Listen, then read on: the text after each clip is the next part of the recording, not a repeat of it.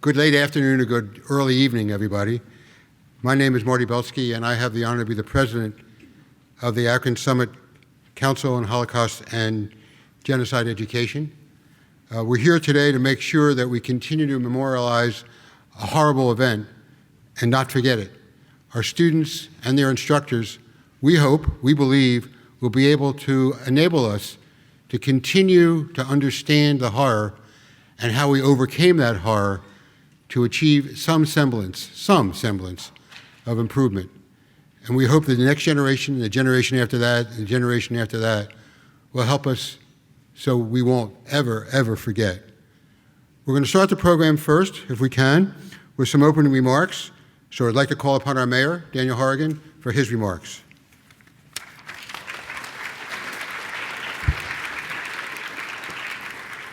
Thank you, Marty. First, I am honored to welcome you to the 36th Annual Akron-Summit Holocaust Commemoration. For over 3 decades, the City of Akron has been honored to support the mission and message of this important event. None of this is possible without the guidance and knowledge of its steering committee. And let's thank all of those who have volunteered their time and knowledge and skills for this program, especially our chair, Marty Belsky, and the broader Jewish community for continuing to make this commemoration a priority.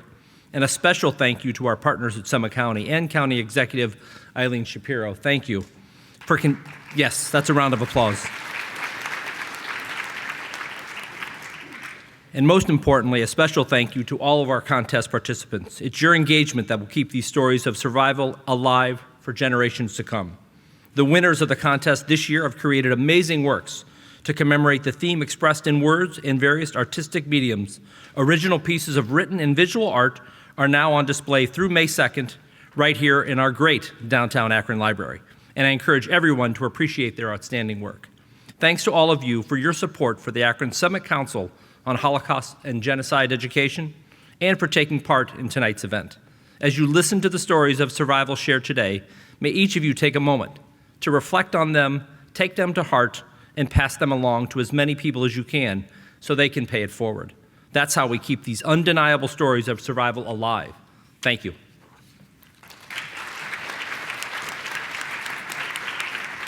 Thank you, Mayor. And this program is sponsored by both the Akron City and by the Summit County. I'd like to invite our County Executive Eileen Shapiro to make a few remarks.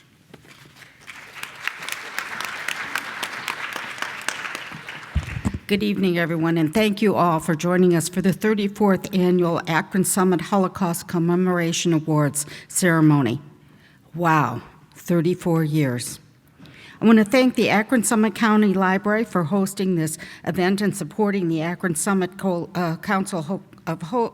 Akron-Summit Council on Holocaust and Genocide Education. Pam, you always do a wonderful job. And can we hear it for the Akron Library, please? As Mayor Horgan said, this is a partnership between the city and the county, and we are proud to continue that partnership and support efforts like the one we're celebrating tonight. I want a special thank you to all the students who participated in this year's contest. It is heartwarming to see so many students continue to participate in this event. Congratulations to the winners. Every year I'm struck by the thoughtfulness and the creativity of our young residents, and this year was no different. As mentioned before by the mayor, the art is on display here through the 2nd or 3rd of May. I'll check. Okay. May 2nd, sorry about that. To our educators who supported their students and encouraged them to submit a piece of writing or art, your efforts enable this event and its message to endure. It would not be possible without you.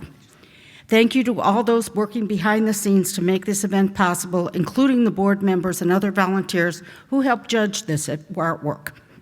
And like all of you, I'm eager to hear our guest speaker, Emma Kaufman-Rose, speak about her book, Saving Million Six.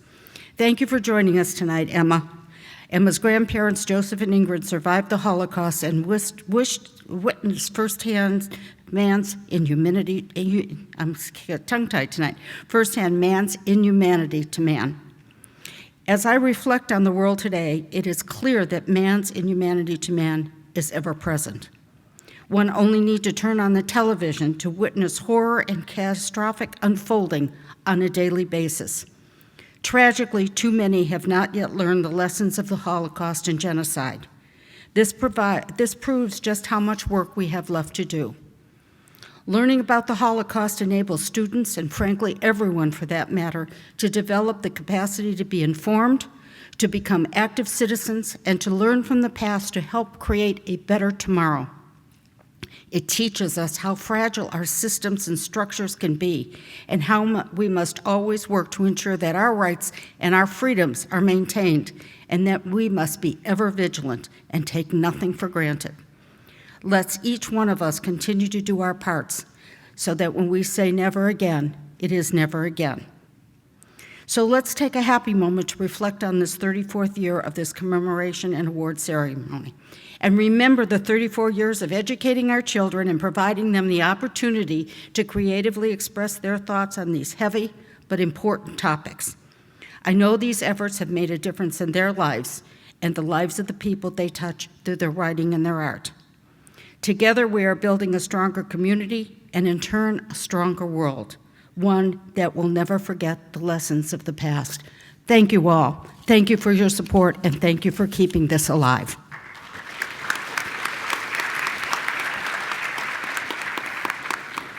Thank you, County Executive Shapiro. This is a three-part support group of people up on the stage, and the third of our tripartite group of support comes from the library. I'd like to introduce Pamela Hickson Stevenson, who's the Executive Director of the Akron-Summit County Public Library.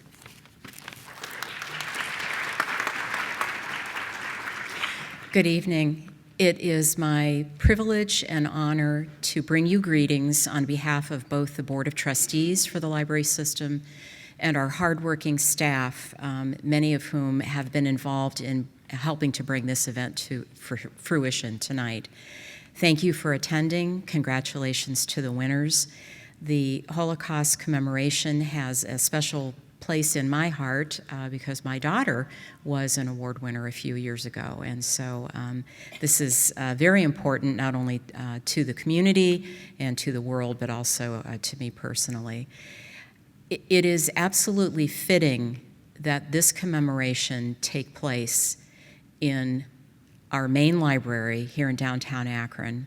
Public libraries are cornerstones of democracy, of information, of knowledge, and it is a perfect fit to remember the Holocaust, to learn the history in a building such as a public library. Public libraries stand for open access to information, for shining light on history, no matter how painful, and for continuing to support people in their efforts to learn and grow.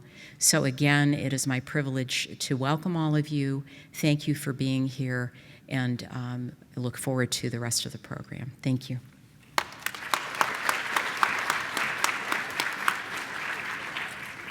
Now we're about to start the thing that you're all here for. For those individuals who participated, all the students and their instructors who participated in this year's program of art and essays and writings, we have certificates of participation for everyone before we actually start the actual awards. And I'm going to ask, if I can, Andrew Barry to come up, please. And he's a Holocaust Committee member, and he is going to start the program by reading out the awards, and then we'll all either bump or shake or whatever it is as the awards are being given out.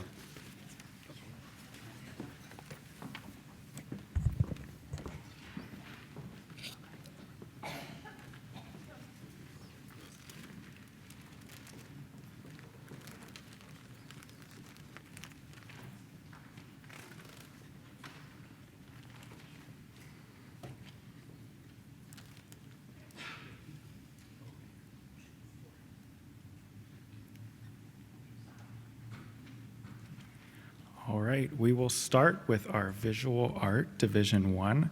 Our first place winners are a collaboration entry of Cecilia Karnapakis and Laila Poonwani.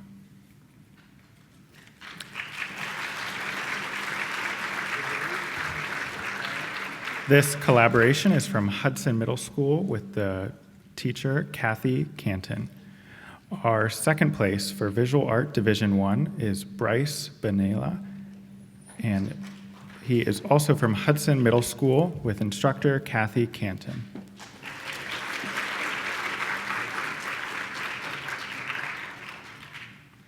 Our third place winner for Visual Art Division 1, Lulu Emanuel from Miller South VPA with Professor Malia Chance.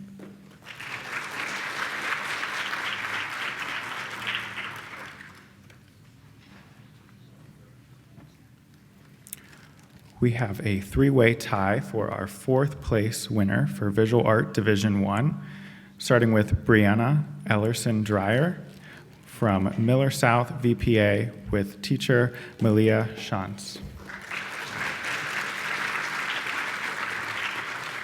Also with fourth place, Nick Just from Hudson Middle School with teacher Kathy Canton.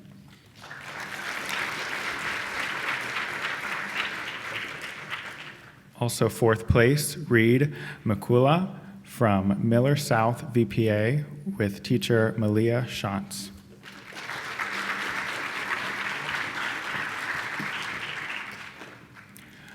Honorable mention for our Visual Art Division 1, Bilasan Ahmed from Miller South VPA, teacher Malia Shantz.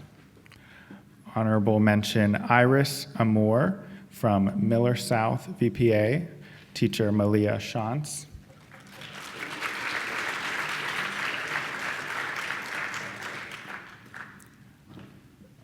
Honorable mention, Alice Arabia from Hudson Middle School with teacher Kathy Canton.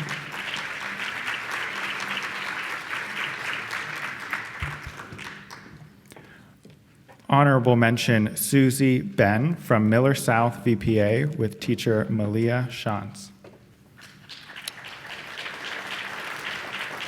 Honorable mention, Claire Brown from the Littman School with teacher Katie Markey. Honorable mention, Andy Dana Miller from Miller South VPA, teacher Malia Shantz.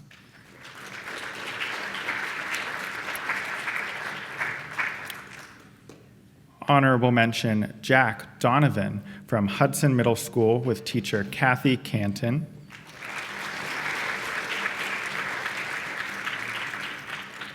Honorable mention, Kate Ewing from Hudson Middle School with teacher Kathy Canton.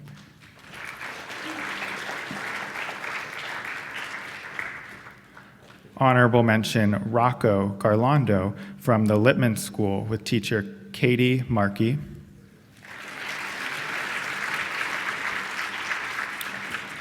Honorable mention, Pond Harris with Miller South VPA with teacher Malia Shantz.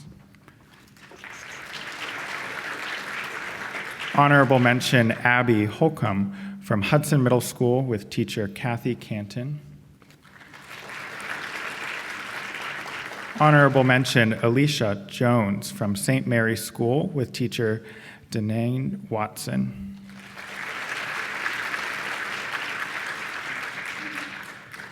Honorable mention, Angel King from the Littman School with teacher Katie Markey.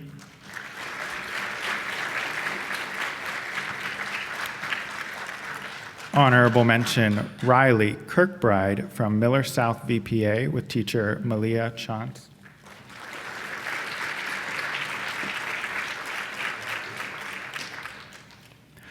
Honorable mention, Nicole Mahone from Miller South VPA with teacher Malia Shantz. Honorable mention, Max Merchant from Hudson Middle School with teacher Kathy Canton. Honorable mention, McKenna Monroe from Hudson Middle School with teacher Kathy Canton. Honorable mention, Eden Parmalee from Miller South VPA from teacher Malia Shantz. Honorable mention, Rachel Porter from Hudson Middle School with teacher Kathy Canton.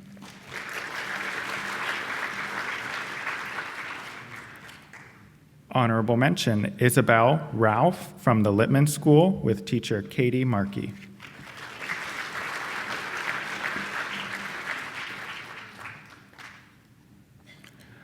Honorable mention, John Robertson from Hudson Middle School with teacher Kathy Canton. Honorable mention, Catherine Robertson from Hudson Middle School with teacher Kathy Canton.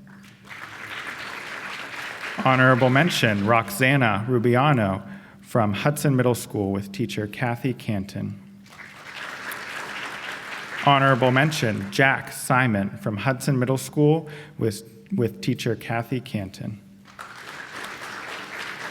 Honorable mention, Miles Starr from Miller South VPA with teacher Malia Shantz. Honorable mention, Kevin Tyler from the Lippman School with teacher Katie Markey. Honorable mention, Piper Wise from Miller South VPA with teacher Malia Shantz. Now moving to Visual Art Division 2. Our first place winner was Sophie Heiner from Mogador High School with teacher Matt Baresh.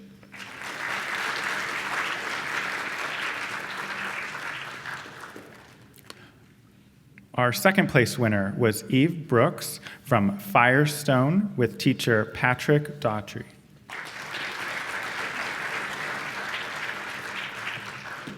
Our third place winner, Gia DiFrancesco from Mogador High School with teacher Matt Baresh.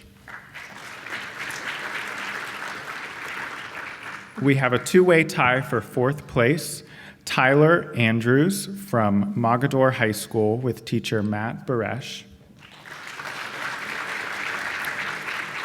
Our second fourth place winner, Jesse Wamsley from Firestone with teacher Patrick Daughtry.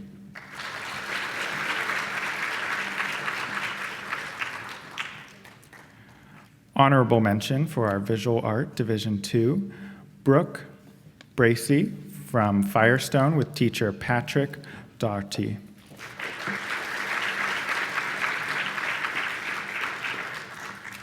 Honorable mention, Corey Harper from Firestone with teacher Patrick Daughtry.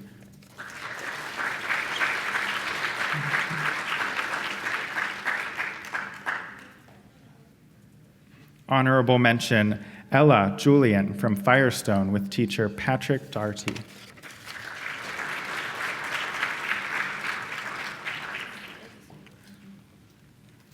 Honorable mention, Garrett Penix from Mogador High School with teacher Matt Baresh. Honorable mention, Kayla Wilson from Mogador High School with teacher Matt Baresh. Now we will recognize our writing contest winners, starting with our Division 1 first place winner, Evelyn Fabian from Hudson Middle School with teacher Kathy Canton.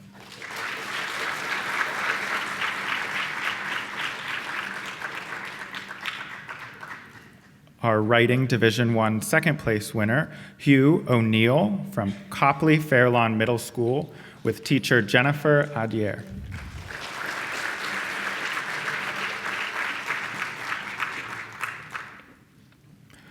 Our third place winner, Caroline Dressel from Cuyahoga Valley Christian Academy with teacher Lisa Spodnik.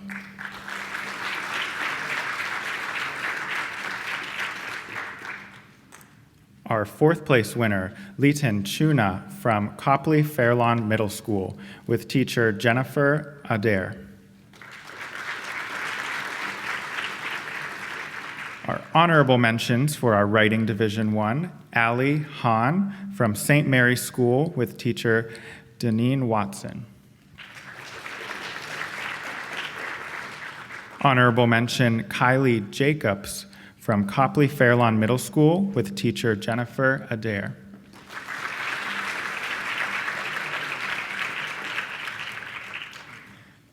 And finally, our Writing Division 2 first place winner, Isabel Stearns from Coventry High School with teacher Carolyn Jacobs.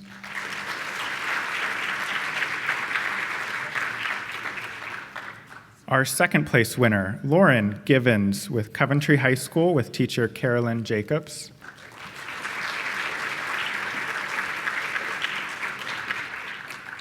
Our third place winner, Cooper Carmichael from Coventry High School with teacher Carolyn Jacobs.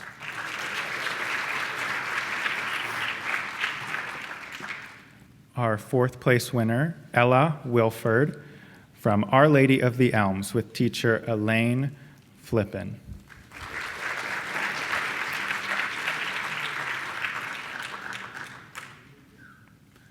Our honorable mentions for our writing Division 2, Anna Kotiat from Coventry High School with teacher Carolyn Jacobs.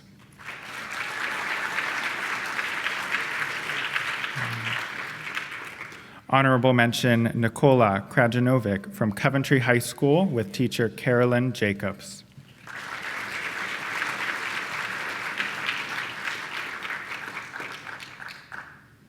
Honorable mention, Lucy Nemec from Our Lady of the Elms with teacher Elaine Fippen.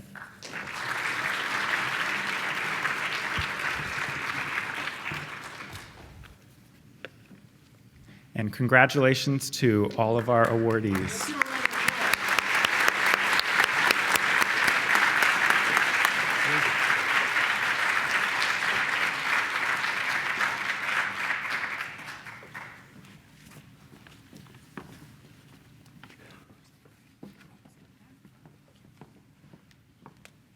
We have a special award. I'm going to ask Gary Rosen to please come up.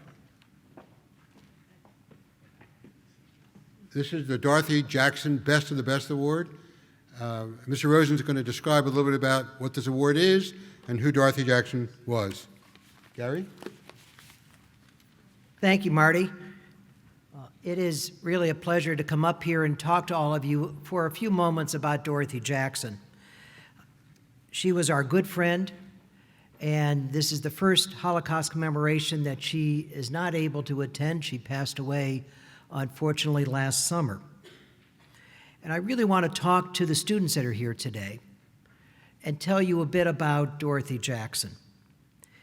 It's really most unfortunate that she couldn't be here today because she would have been greeting you in that line and giving you a warm hug and a smile, and you would have felt her presence throughout this entire event.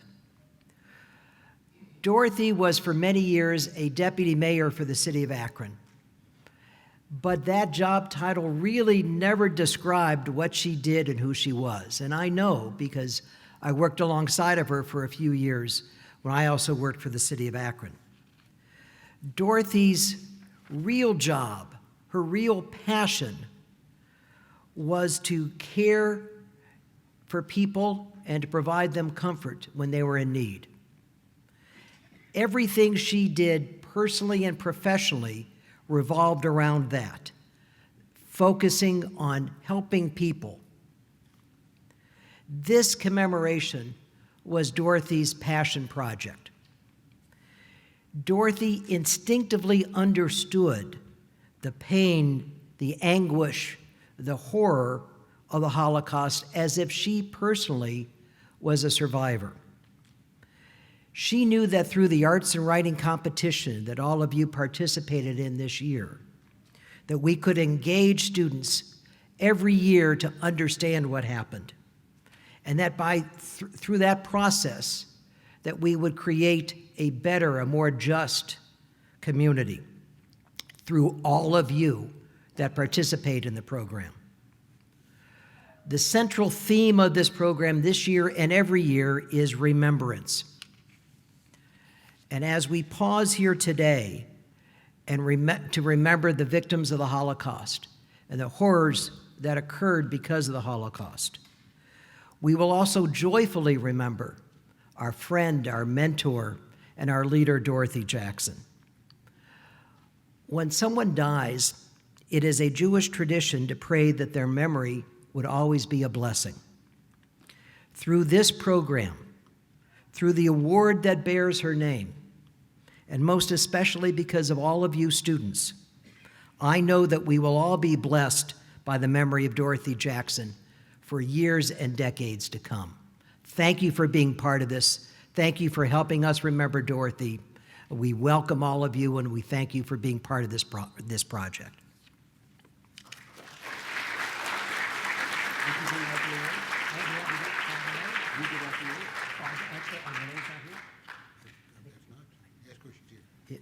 Is Renee here? Yep, Renee, come. We have a very special guest. We have Dorothy's daughter, Renee.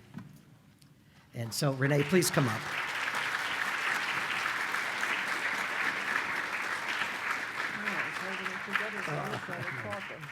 You know, and it's Renee's honor to give out the award in her mother's name. Good evening. It's so nice to see you all here again. This was my mother's, one of her many projects that she absolutely adored and looked forward to. And you talented, compassionate young people give us hope for this horrible life we're living in right now. I thank you on behalf of my mother, my daughter who couldn't be here. Unfortunately, she had work commitments in Washington. But congratulations and thank you. I had more I was going to say, but I just got a little full. This is one of my first trips back to Akron since I lost my mother, so it's getting a little challenging right now. But on a happy note, it gives me great honor. Are we ready to? We are ready. To give the Best of the Best Dorothy Jackson Award to Miss Isabel Stern from Coventry High School. Congratulations.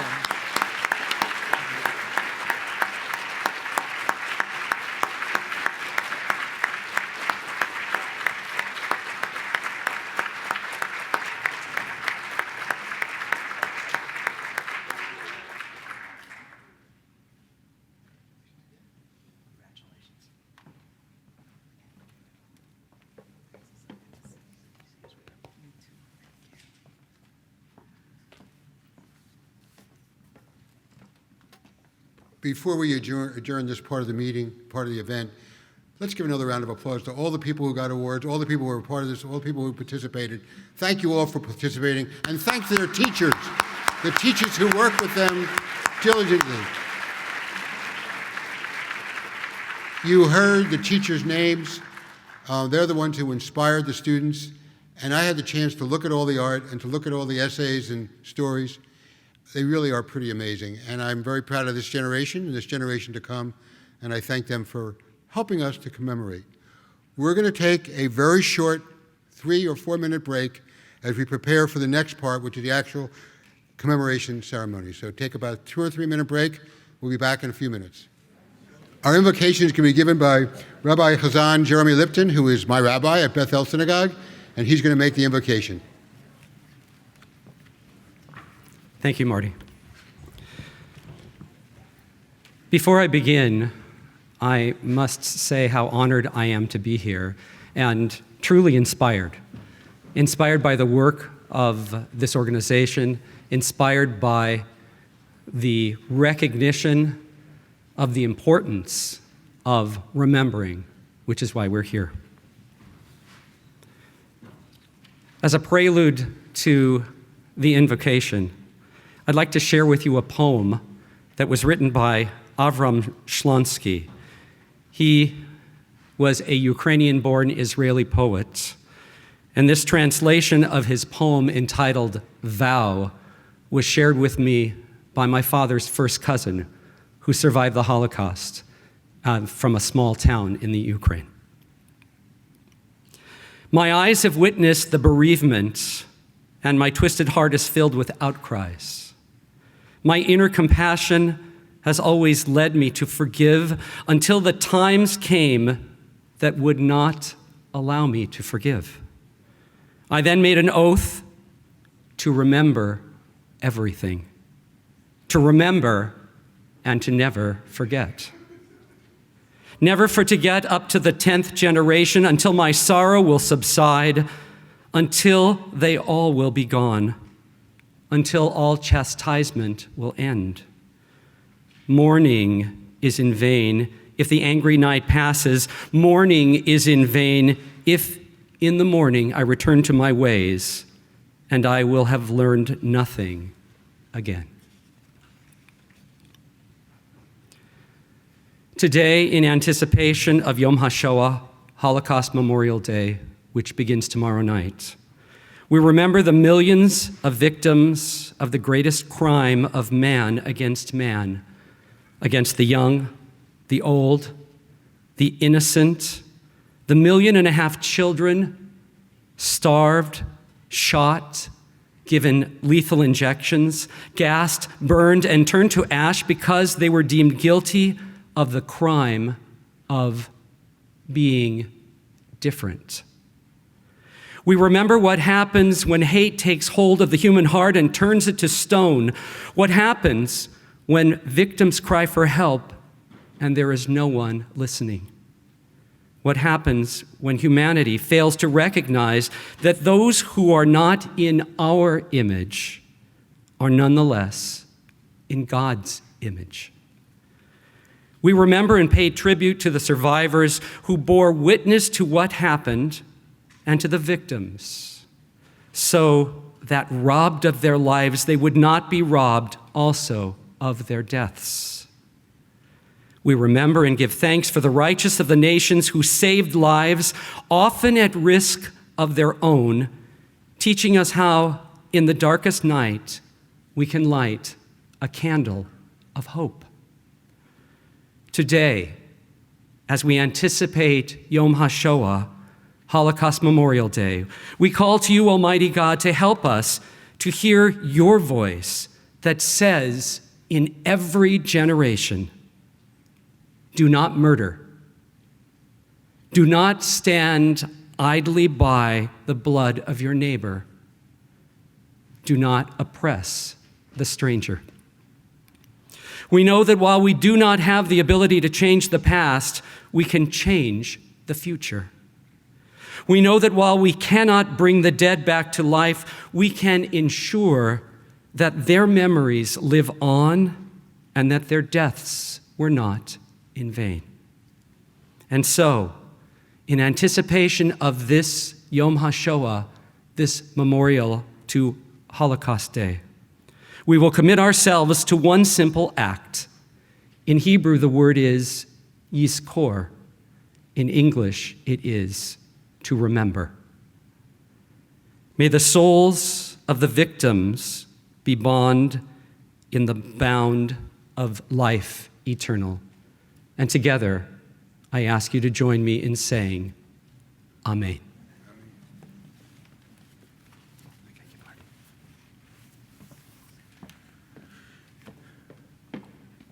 The name of our organization is the Akron-Summit Council on Holocaust and Genocide Education. We are lucky that one of our committee members is a nationally known scholar in Holocaust education. She keeps us on the path of righteousness. She makes sure we follow the rules, but she also makes sure we recognize the people in the right way. It's my honor to introduce our introducer, Esther Hexter, who's going to introduce our guest speaker. Esther?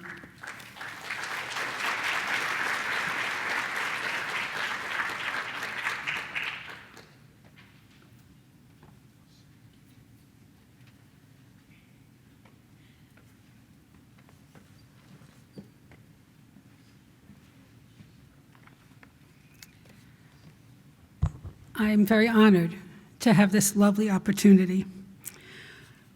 We have a young woman whose grandparents are with us and other family members who decided that she needed to write a book about them. Why write a book about your grandparents, other than the fact that many of us love our grandparents? She had a very special reason for doing it, and she asked me to be one of the people to write the note on the flyleaf for the book, so I'll read that note to start. This is a beautifully written tribute to Emma Kaufman's grandparents, Emma Kaufman Rose's grandparents. It's based on articles, videos, photos, her grandparents and her memories. It begins during the Holocaust and follows through her grandfather's post-war study as a PhD chemist. It includes her grandmother's family escape to France during the beginning of World War II. It also is a personal account of the generations of a family from her grandparents' memories during the Holocaust, through the years after the war, and seeing them alive today. This is the book, Saving 6 Million, a Holocaust Memoir. It's highly readable and it's beautiful because it speaks to middle school students and grandparents alike. And it has been my pleasure to get to know her. Before she comes up, I'd like to let you know that the heroes of the book are with us today. We are very pleased to have her grandparents here, and I'd like to say a little bit about them, okay? Dr. Joseph P. Kennedy is her grandfather. He was the child of two survivors of the Holocaust, born in Hungary, and her grandmother's Ingeborg. She was born in Austria. They are married 64 years, which is a celebration of life if there ever was, eh?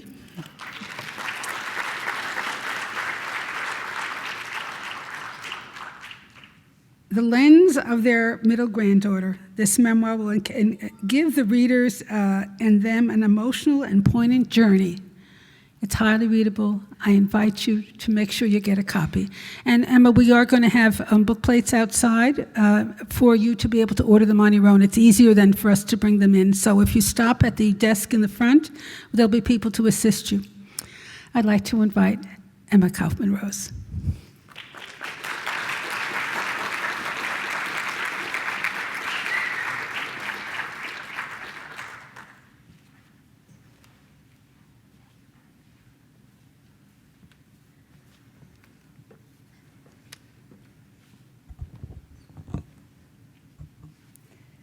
Good evening.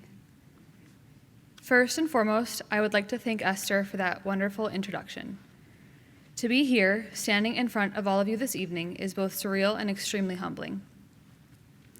This was not a process by which I was planning to gain any traction or attention, but it has since received a bit of both.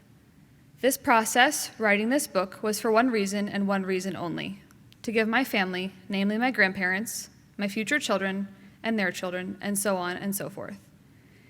In writing this book for my family, it has impacted many more people than I could have ever imagined. It has been an honor to be the catalyst by which at least two stories are never, ever forgotten through the writing of this book. The theme of tonight's program is Lest We Forget. This theme is of central, innermost pivotal importance for me. I would like to start off with a brief anecdote to substantiate why this is important to me, as well as this entire evening. A few weeks ago, I was speaking to a coworker of mine after work. Somehow, as it frequently does for me, it came up that I was Jewish. Soon following, another coworker who already knew about my book asked me something along the lines of, "Oh yeah, didn't you write a book about being Jewish?" While she was not quite spot on, the notion was enough for the first coworker to seem intrigued. She proceeded to ask me what the book was all about. And so I told her. It is about my grandparents who are Holocaust survivors, I said. She looked at me inquisitively and tilted her head slightly. And I then thought to myself, either she did not hear me or she has no idea what I just said. I really was not sure what to do. So I glanced up at her and I said, "You know what that is, right? The Holocaust?" She replied. I took a deep breath, internally winced at the fact that this had just happened, and quickly I said in one breath, it was a historical event that took place throughout World War II that resulted in the brutal torture and murder of 6 million Jews. "Oh wow," she replied, seemingly never having heard of this in her entire life before. This was a first for me, encountering someone who has never even heard of the Holocaust in their upbringing, schooling, or the like. I was a bit shaken up following this encounter.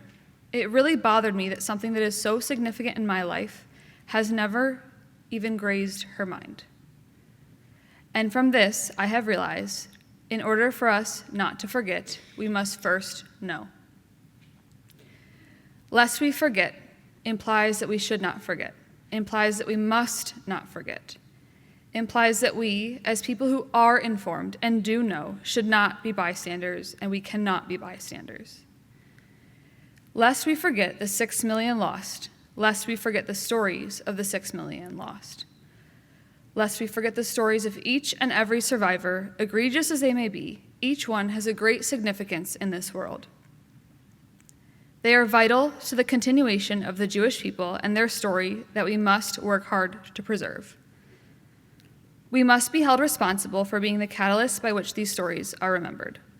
As Elie Wiesel said, "Let us remember what hurts the victim most is not the cruelty of the oppressor, but the silence of the bystander." This quote runs deep. Being held responsible is no small feat. In fact, it is a major reason why we are all here together this evening. Many people have asked me where the inspiration for this memoir came from.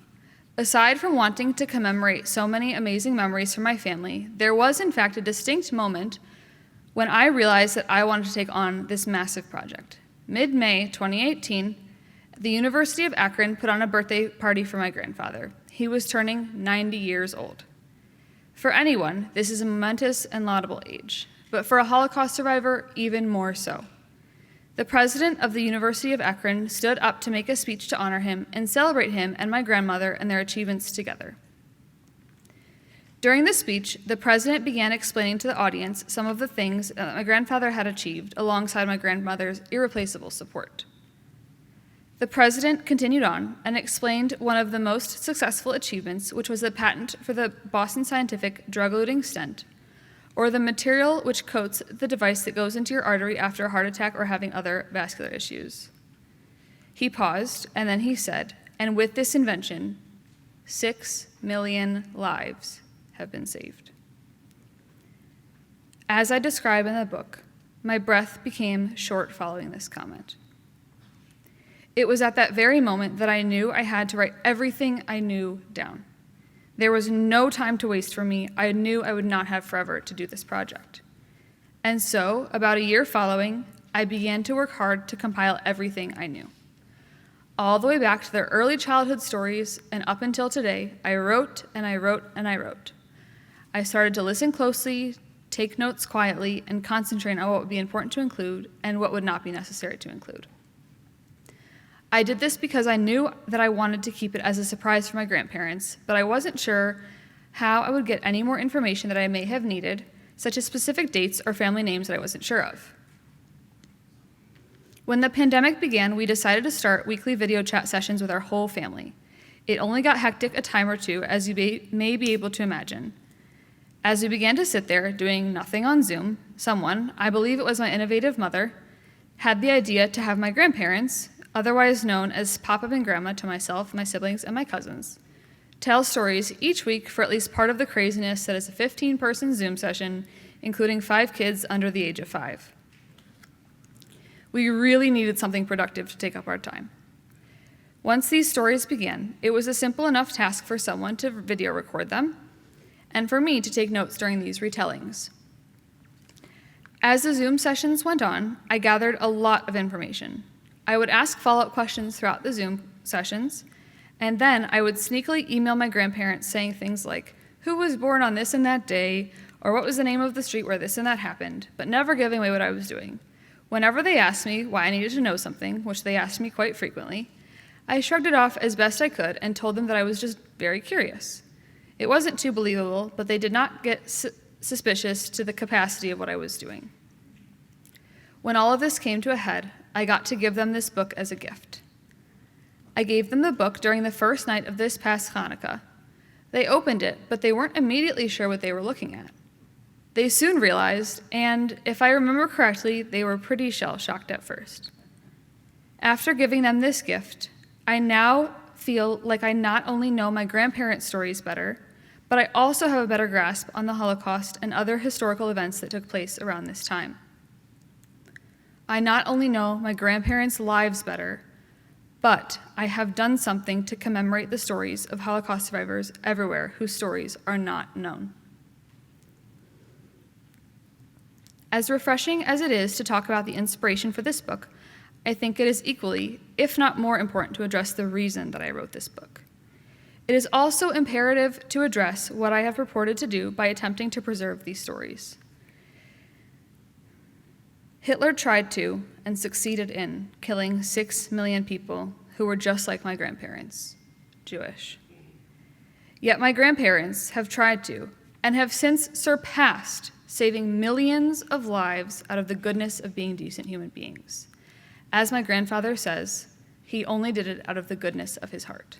6 million and counting, to be exact. I have 3 main points I'd like to make about the reason that it is important to never forget, to preserve these stories as if they were precious diamonds. Firstly, why should we preserve these stories? Secondly, who is responsible for preserving them? And lastly, how do we go about preserving them? First of all, why? Why do we care about something that happened nearly 80 years ago? Nearly a century has gone by since this historical event took place. So why do we care to remember something from so long ago? Well, the reasons are vast, but we can start here. For the people who cannot or will not speak out about this, for the deniers, those who believe there are two sides to this story, and yes, those people exist. Some of them are even in our educational systems, some are in our schools.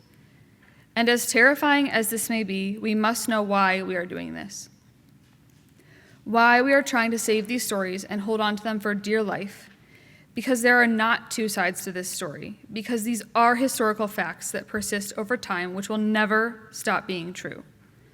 There is one side and one side only, and we must confirm that though true, that through the true, undeniable stories that exist and belong to so many families across the entire world, for generations to come.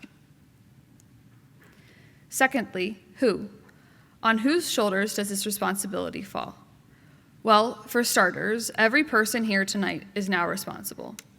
Once you hear something, you cannot unhear it, you cannot go back in time. Now that you know part of this story, it is up to you. It is up to all of us. Jews and non-Jews alike, nobody is exempt. As we approach a generation in the not-so-distant future who will never have the distinct honor and opportunity to meet a Holocaust survivor in person, it is up to us and our future children and for generations to come. So long as you care about truth and honesty, about veracity and facts, you have a responsibility to care for and to save these stories forever. Keep telling them so that our children and our children's children will be responsible as well. Lastly, how?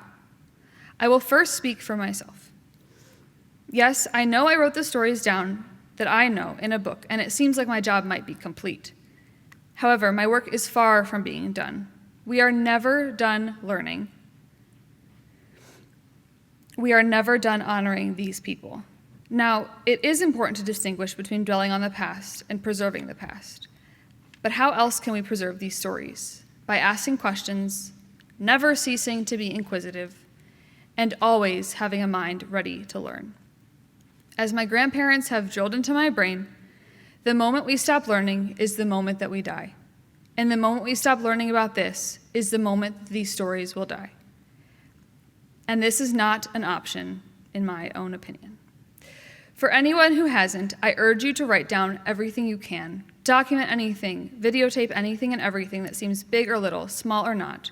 We need every story. As previously mentioned, it is up to us. I would like to thank everyone who is here tonight and express my sincere gratitude to this program for hosting me and for being willing to have me speak at this amazing event. This has been an honor in many ways, the biggest perhaps being entrusting me to address you all tonight. Additionally, I would like to congratulate all of the winners and contributors of this contest. Thank you for putting forth so much effort to help us with this mission, to preserve these stories. You have already grasped the why, you are the who, and you've set out on the how. The responsibility to preserve these stories is not a light one. It is a heavy, arduous endeavor that you have all already set out to begin to do.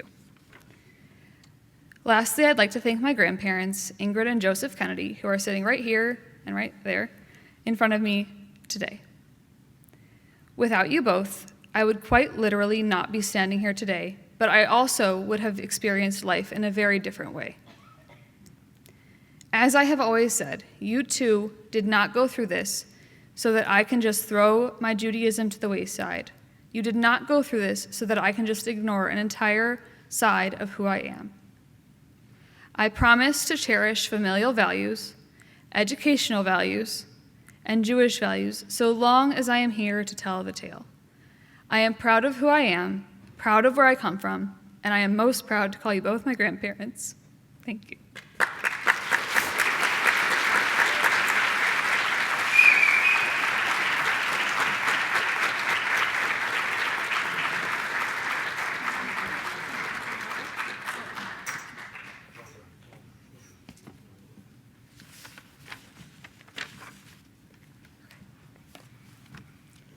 I daren't add a word, not even a word. Ladies and gentlemen, this is why we remember, this is why your teachers have taught you, and why you, all of you who have participated in the contest this year and before, have taught us. It is my great honor to thank Emma Kaufman-Rose and end with just the thought that I agree with her. We have to keep learning, and it is exquisitely exciting for this misplaced New Yorker who thinks everything comes from New York City. That's a joke for anybody that knows me. That the state of Ohio has people in it like her grandparents and like Emma. Thank you very much.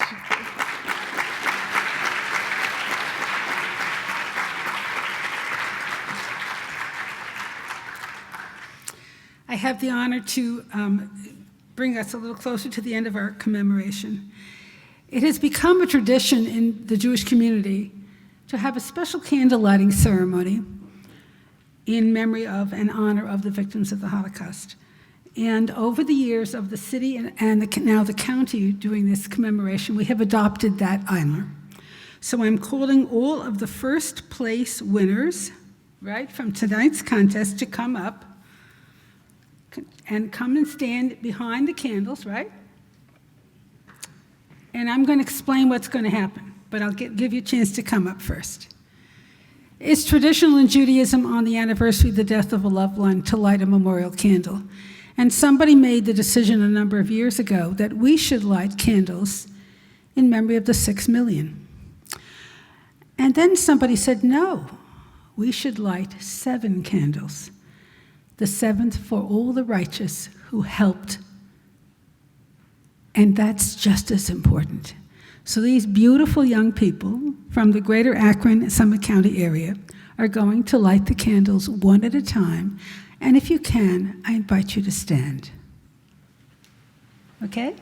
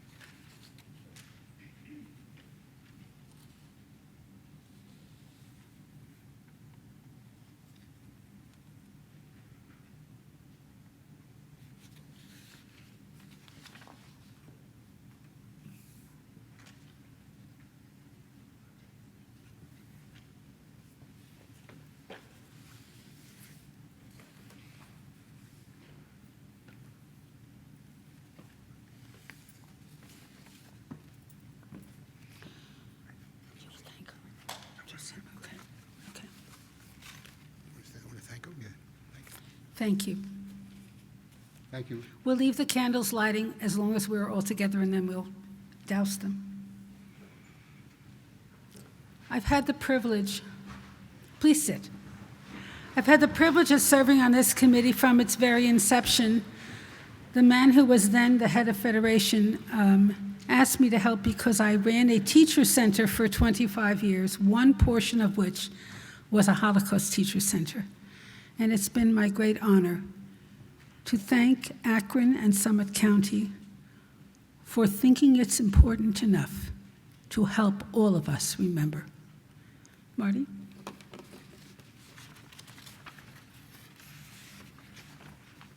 In your program, you'll find the list of all the winners and all the participants. You also will find all the jurors, the judges who looked at the visual arts and the writing jurors. And I want to thank all of them for the outstanding work they've done to make tonight possible and to make this program successful. I especially want to thank Laura Ralph, which is, where are you? Raise your hand so you can all see you, who has been director of this program during this period of time. Now, this is the first one we've done live in 3 years. It's a little bit different to do it live than it is to do it taped and back and forth, so I thank Laura for helping us to stay organized and helping us to sort of run the program in the right way. Also in your program, you're going to find a list of all of our board members who work on these issues year-long. We have a program in the fall as well as now in the spring. And it really is the issue of education and a commemoration. We are really trying to spread the word as much as possible to have people understand from generation, la door va door, from generation to generation, so this issue and the issue of the Holocaust and genocide does not die. It's my pleasure now to introduce Pastor David Nelson, who's going to give our final remarks and final prayers.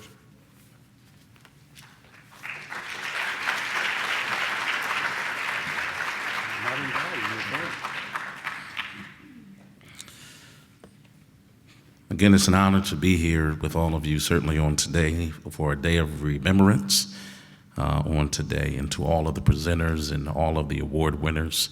Let's give them a hand at this time as well.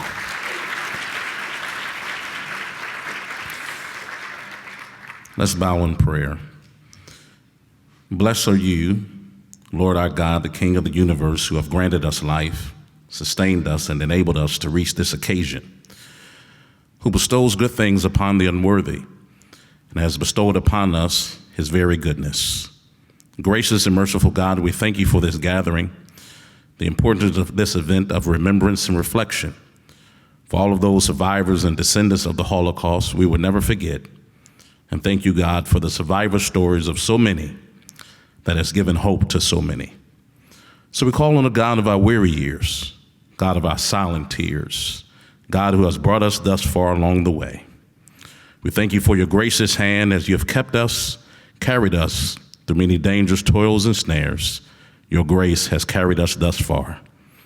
So please today grant peace, welfare, blessing, grace, loving kindness, and mercy to us all and unto all your people. And as we leave this place, may the Lord bless thee and keep thee, and the Lord make his face shine upon thee and be gracious upon thee. The Lord lift up his countenance upon thee and give you peace. Amen.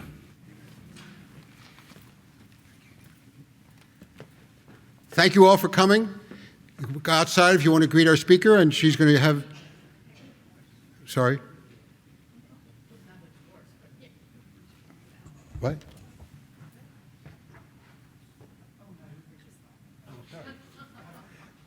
When the county executive starts to laugh at me, I sort of get worried here.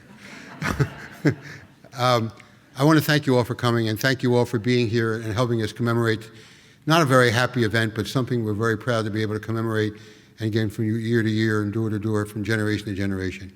As you heard outside, our speaker will be able to sign book plates if you wish, and you can also purchase the book online, I guess, if you wish. It's really an amazing book. I've actually read it and took notes, and as our author will tell you, I even sort of quizzed her on it at one point, and she survived to tell the tale. Thank you all for coming. Have a great evening.